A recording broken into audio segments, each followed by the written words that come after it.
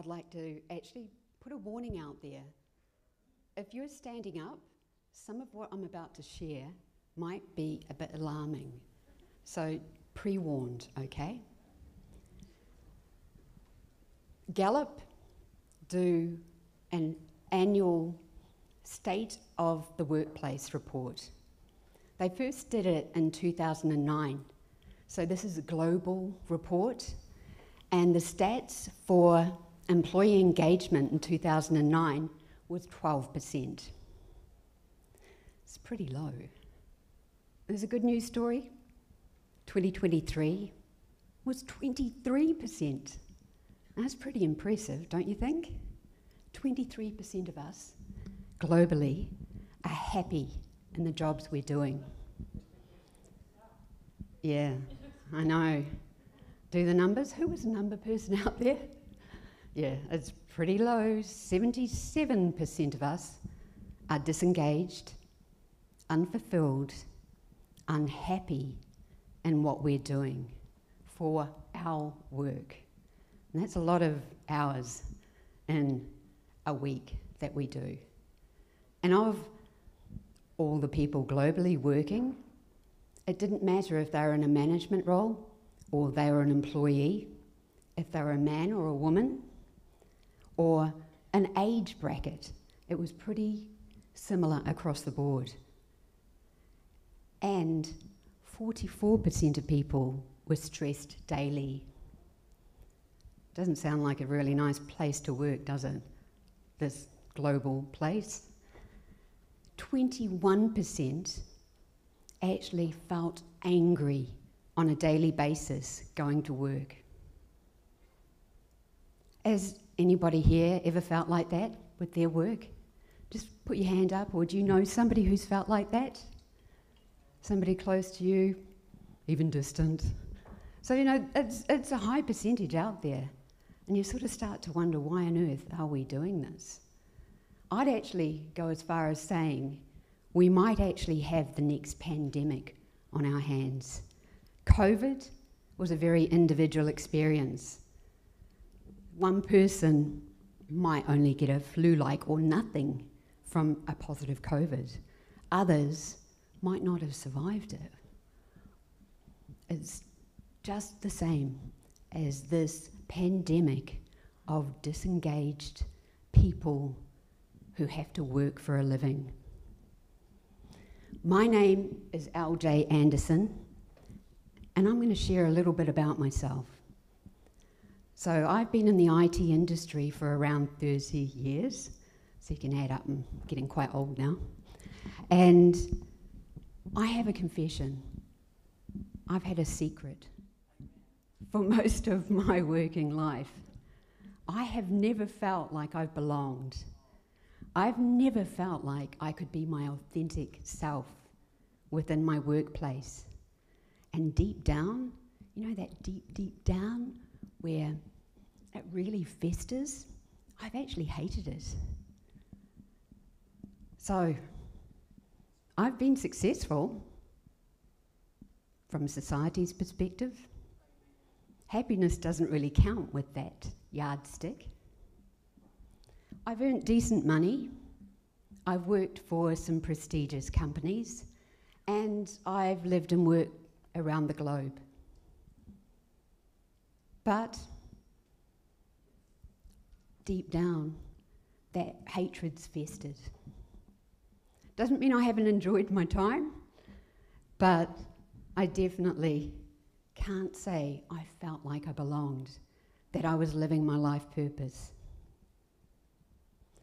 So, usual corporate story, the higher up the food chain you go, usually the higher the pressure, but you get rewarded by more money. So I consider that to be a corporate gilded cage.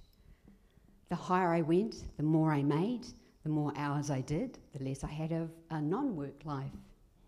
The more I was saying, no, I can't go on a holiday, no, I can't go to TAG Talks, I've got a project that's going live soon. So, you know, it's nice to earn money, but what do you do when you actually don't make yourself time to really enjoy it? You start disconnecting with everything you've enjoyed. You start disconnecting with family and friends, and before you know it, all you've got is work. Anybody feel they've ever experienced that one? Yep. Few hands going up out there. So the universe tends to give us a kick in the butt when it's needed. I was really good at ignoring things, really good at looking externally. I would change my job. I would change the company I was working for. And as I said, I've lived and worked a few places around the world. I also changed countries and cities within countries to see if that made a difference. But, you know, same old hamster in the wheel going on. I then got what should have been a really prestigious job, and that was with one of the big 4 consulting firms. I thought I did my due diligence, but what I've realised is, just like I interview a company and ask them questions, the same goes back and we try and find a fit. It must be a bit like online dating to a degree. But a company's going to sell themselves just as much as I'm going to sell myself. So yes, they have fantastic values. Nobody that works there is necessarily going to say, oh no, you know, I work so many hours, I can't actually spend the time to enjoy life at all. So I did learn the hard way, and the universe gave me a couple of big kicks in the butt to get my act together.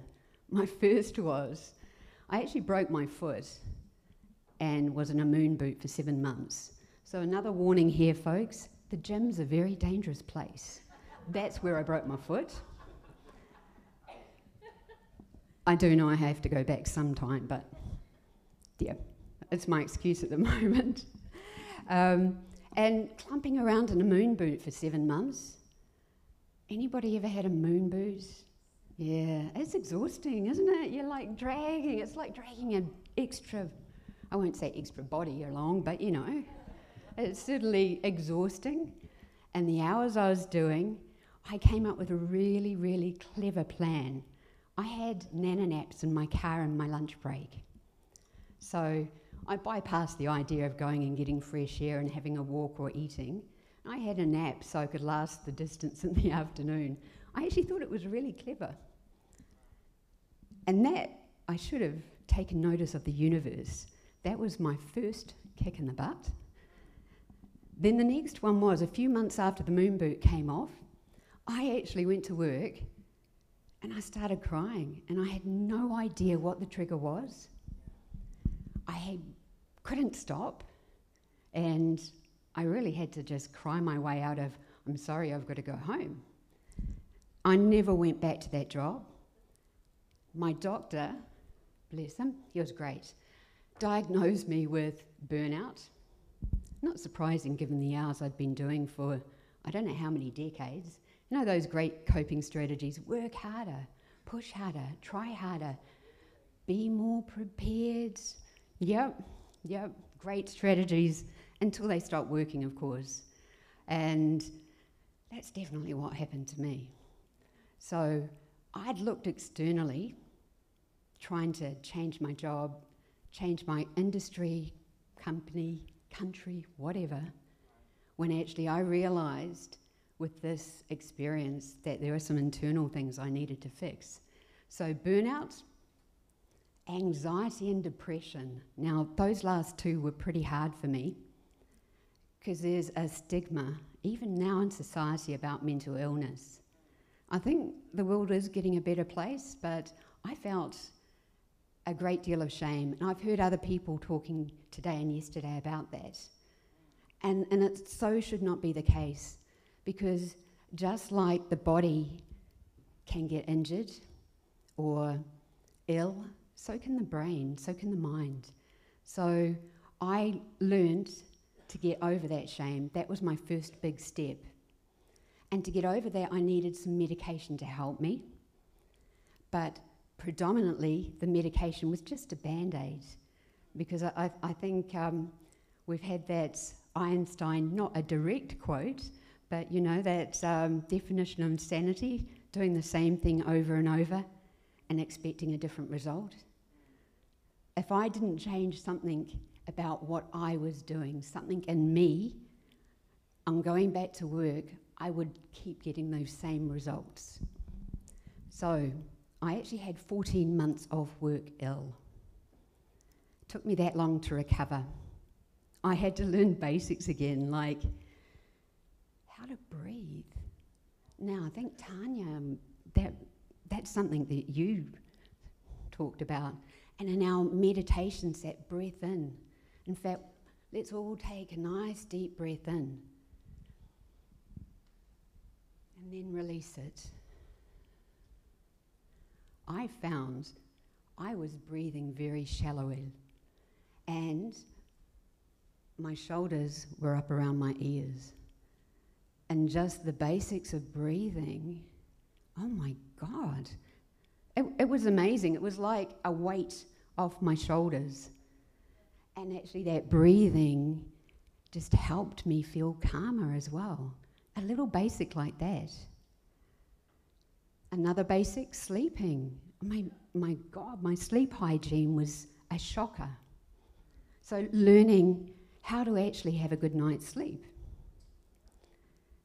Getting up, having a shower, getting dressed, cleaning my teeth, eating, going outside. All seem basic things, but I had to reconnect with all of that.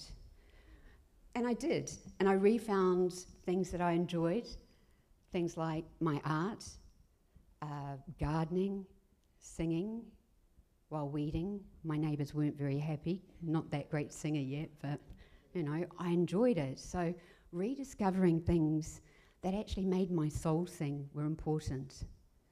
So I got better, but before I returned to work, I also needed to be prepared to change myself, to do things differently. And they're really basic things that I don't know why we don't teach them in school. I don't know why we don't help people to understand how to surface what's a core basic, their values, their purpose. It's not necessarily something you're going to know when you're leaving school, but you don't have to get stuck being a hamster in a wheel. And I think that was a big thing for me as well, is the society's expectation of what a job should be or work, and the status you get from climbing up corporate ladders. It's something we definitely need to work on with the 21st century, because I think a lot of us and a lot of organisations still work on a 20th century basis.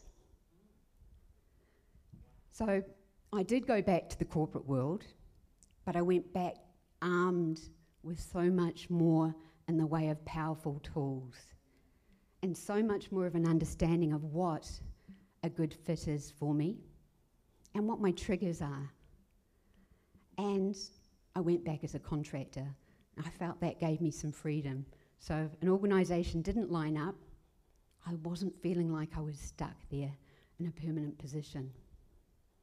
And I'm really happy to say my current organisation, it's actually, I've got to say, one of the, well, the only one, I guess, that really lives its values. And it lets people be authentic.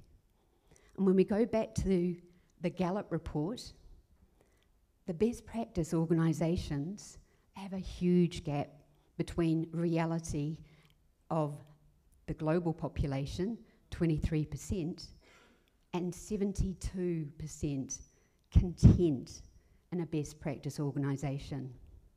So it's something we definitely need to work on, but as an individual, we can only control ourselves. And what I've also realised is I don't want to stay in this corporate world. I'm loving what I'm doing where I'm at, but I have a longer term vision. I'm building a coaching program to help people who were me, I guess, 5, 10, 15, maybe even 20 years ago. I did ignore a lot of butt kicking, I think, along the way.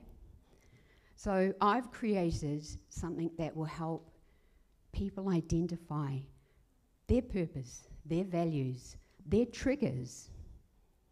And even better, I'm going to be living proof that you don't have to give up your income. I'm building this while I'm still working full-time, and I'm also building my income with my coaching so that I can actually give up the day job and not have my lifestyle compromised. And I think that's something we can all relate to. We love lifestyle that we have. I don't know about you, I enjoy having money. And it's definitely been one of those traps, earning good money in something that does not make my soul sing. But I'm here to tell you, I've got a game plan for you. I've got something that will help you and your loved ones, should you want to share it with them, with what you learn, to actually come up with a plan of attack to escape your gilded cage too, if that's what you would like to do. All right, so I'm pleased nobody's fallen over, that's still standing. I guess it wasn't as horrifying as it could have been, but I definitely can say getting out of a gilded cage is magic. All right, thank you.